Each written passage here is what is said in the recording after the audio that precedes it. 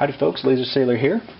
What I'm going to show you how to do is to convert a Magpul PMag 30 round magazine rebuild kit into a California legal 10 round magazine for use in a featured build AR-15. Featured build is an AR-15 that has a pistol grip, a telescoping buttstock, or a flash hider, or a forward grip. You have to use the bullet button device or the Prince 50 device, which causes the magazine to lock into the receiver and cannot be removed without the use of a tool. If you're doing a build like this, the maximum amount of rounds you can have in your magazine is 10. With the assault weapon laws in California, anything over 10 is considered high capacity. And with a fixed magazine featured build, that's a no-go. If you had a featureless weapon, like a Saga 5.56, or perhaps a M1A, and if you happen to own so-called high-capacity magazines prior to 2000, those are actually legal to continue to use in your featureless rifles, but you need to look it up. You need to be very sure of what you're doing before you try to do something like that. An assault weapons charge is not something that I want to experience, nor something I want any of you to experience. So first, let's go through some obvious things. Let's explain the parts of the magazine. You have the magazine body. This is what holds it all together. Spring puts tension against the follower right here, which is what's actually going to hold your rounds, push them up into the feeding area to feed into the chamber. The floor plate on this particular magazine is two pieces. This piece just kind of sits inside the body here, and this will actually lock into place. When we're done with our modification, I am going to seal this off so that the magazine cannot be modified, or rather unmodified, to go back to its original 30 round capacity. This is just a bit of added insurance. If you are doing a modification like this, California law does require that the modification is permanent. So, without further ado, let's get started, shall we? Okay. The method we'll be using to block the magazine is by inserting a wooden dowel, and I had to taper a little bit to fit, into this C-shaped notch on the magazine follower. The wooden dowel is going to snap into place here, and I will then drill a hole right through here. Hole's going to go right here, all the way through, and I'll then pin that off and apply a whole buttload of epoxy to this area to make this fix permanent. Once I do that, obviously this dowel is way too long.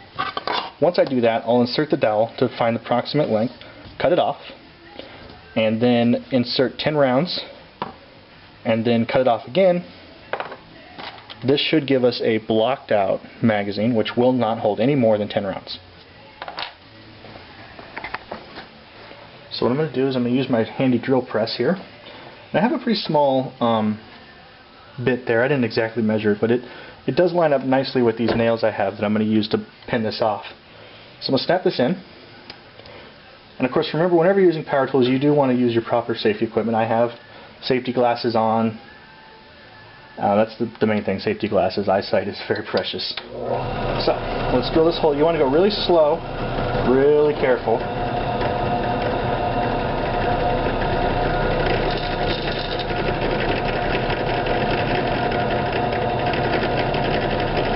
That in there. Once it gets into the wood, you can speed it up a little bit because it's not going to go too cockeyed. And it doesn't really have to be pretty because it'll be hidden. Once it pops through on the other side, pull it out.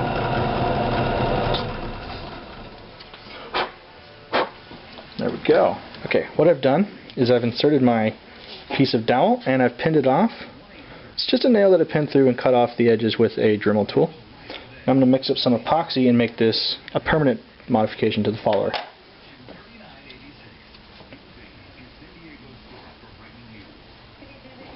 Get a nice big chunk of epoxy, because you want to make sure you use a lot of it so that nobody can say you're not making a permanent modification.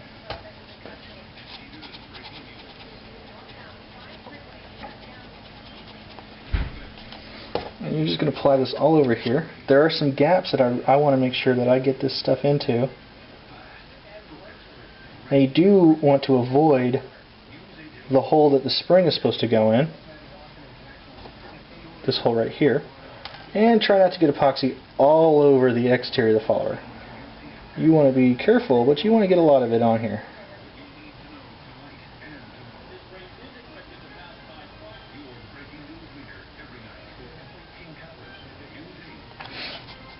Get a little more here.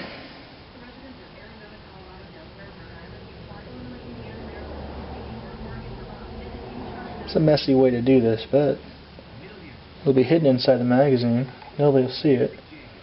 So it's more of a form over function, or the other way around, function over form.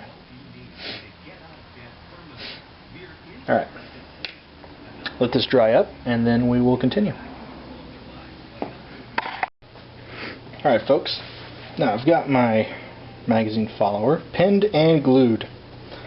Do a test fit here, make sure it still works. Look at that. Drops right in there. Now, I don't know if you can see here, the wooden dowel does sit slightly cockeyed because I made it straight, but it should come down and contact the follower plate like so when we put the rounds in. So what I'm just going to hold it in place here, grab 10 rounds of 5.56 and start just kind of dropping these into place.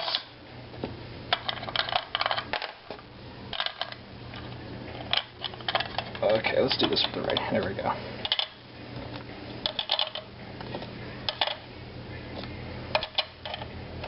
Now the trick is to not be able to insert a single round more than 10. 11 is more than 10. Look at that. I only have a tiny bit here. I've got my 10 rounds in, pushing pressure against the top. There's only a tiny bit here. Now, you do need a little bit of a gap, so I'm going to let this slack off just slightly when I mark it off.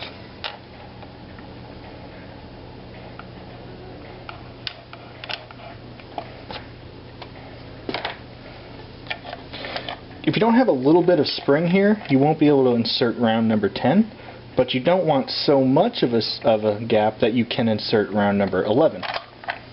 If 11 rounds go in, it's a high capacity magazine.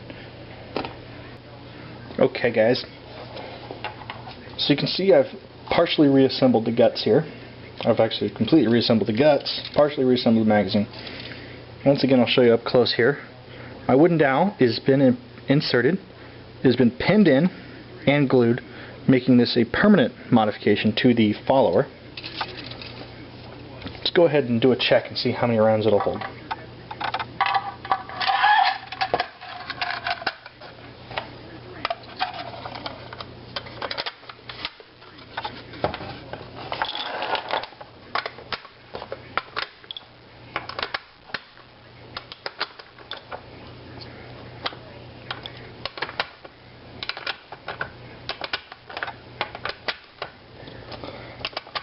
Nine and 10. So we got our 10 rounds in. Now the all-important check, will the 11th round fit in? If the 11th round fits in, it's all for naught because we'll have to take that dowel out. Nope, I'm putting a decent amount of force on this and it's not going in, so I'd say this is a successful modification. So let's pop these bad boys out.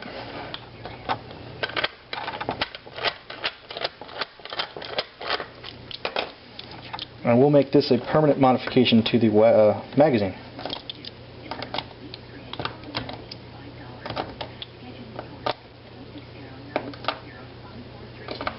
In order to make this a permanent modification to the magazine itself, what we need to do is seal off the body so that we cannot insert any additional, so that we can't take it out, snap off that rod, which would completely defeat the purpose of the modification.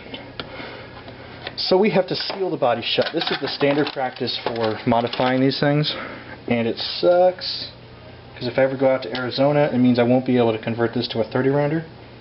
But I do have some pre-band 30s that I can take out there, so it's not really a big deal for me personally to do this to one magazine. Two, I'm actually going to do 4 like this just so I have range. range mags that I can use. Let's mix up some epoxy here.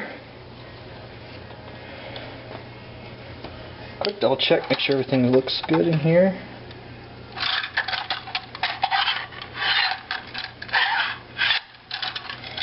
And we're going to add our epoxy around this notch here.